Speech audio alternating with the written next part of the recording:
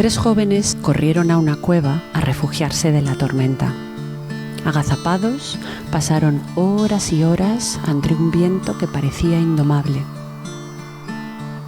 Esperaron, aguardaron. Tarde o temprano amainaría, tarde o temprano podrían volver a encontrarse con sus compañeros. Las horas pasaban.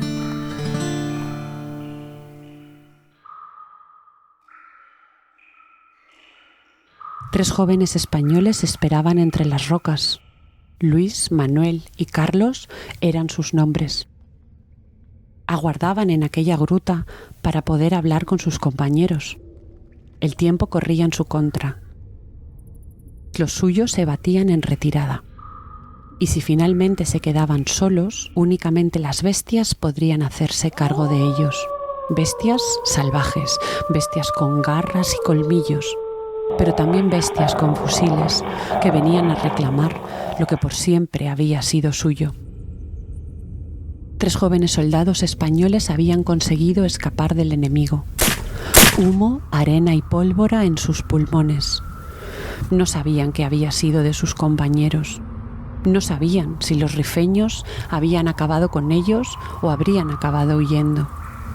Según pasaba el tiempo, más se arrepentían de haber corrido a esconderse en la cueva.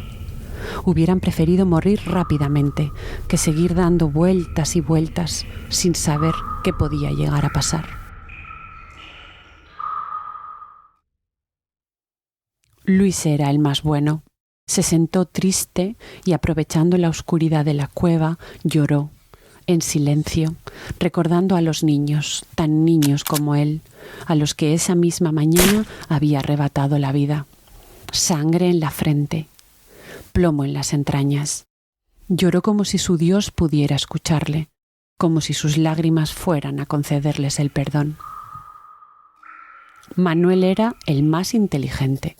En silencio hacía cálculos de cuántas cuevas podía haber en esa región, cuántos soldados rifeños las conocerían, cuán lejos estarían sus compañeros de batallón.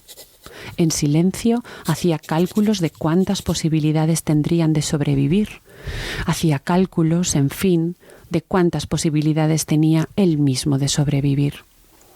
Y católico por el fervor de su madre y el terror de verse equivocado, esperaba que su Dios le estuviera escuchando. Pero Carlos era el más curioso. Se adentró en silencio en la cueva. Anduvo durante un tiempo, pero no consiguió que sus ojos se hicieran a la oscuridad. Una oscuridad que parecía arrancar la luz, pero también la sensación de tacto, de olfato, incluso cualquier tipo de sonido.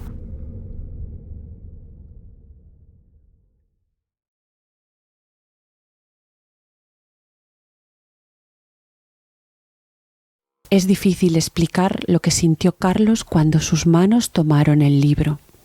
Su cuerpo ya no era suyo y al mismo tiempo se sabía vivo, más vivo que nunca. Rápidamente, una fragancia desconocida inundó toda la estancia. Ante él se presentaba la inmensidad del conocimiento, como unas puertas que se abren hacia lo desconocido, un umbral por descubrir. Pero todo esto fue eclipsado por un nuevo sentimiento, el terror a que sus compañeros quisieran el libro para ellos. Carlos no era egoísta, jamás les habría negado una ración de comida o cualquier tipo de ayuda, pero jamás podría haber compartido el libro. Manuel fue el primero en percatarse, pero para él ya era tarde. Sangre en la frente, plomo en las entrañas. Luis reaccionó muy rápido. Ahora Carlos estaba en el suelo, desarmado, y Luis sobre él, ahogándole con sus manos. La mano de Carlos tanteó el suelo y, agarrando el libro, golpeó a su compañero con fuerza. Nada podía detenerle. Debía seguir leyendo aquel libro. Se abalanzó sobre Luis y atacó. Primero un golpe, luego otro y otro. Carlos había conseguido imponerse sobre sus compañeros. Se sentó, exhausto, y abrió aquel libro antiguo. Desapareció entonces la tormenta, el desierto, los rifeños, desapareció Marruecos, pero con él desapareció su juventud. La sangre de los cadáveres regaba la cueva. Pronto sus nombres serían olvidados. Carlos solo debía cruzar aquel umbral. «Vamos, ya podemos irnos». Carlos se había quedado dormido. «Al final se ha parado la tormenta. Con algo de suerte encontraremos a los otros». Luis y Manuel salieron de la cueva. Carlos comprobó que seguía teniendo el libro en sus manos. Miró la salida. Sus compañeros seguían vivos. Nada había sido real. Pero para Carlos, la frontera entre lo real y lo fantástico ya había desaparecido. El horror que describía el autor loco de ese libro estaba fuera de cualquier tipo de comprensión. Y ahora Carlos se había presentado en el umbral para liberar aquel horror de más allá de las estrellas.